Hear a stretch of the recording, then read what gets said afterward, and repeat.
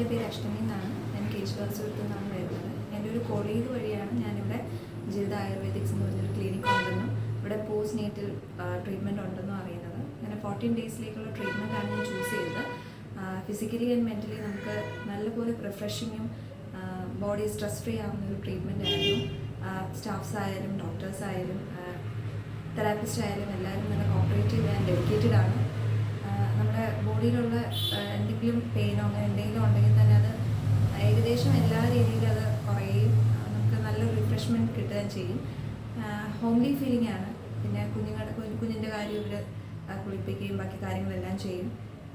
ഇപ്പോൾ ഞാൻ last day of treatment ആണ്. It was very nice and I hope ഇവിടെ എല്ലാവരും വരണം.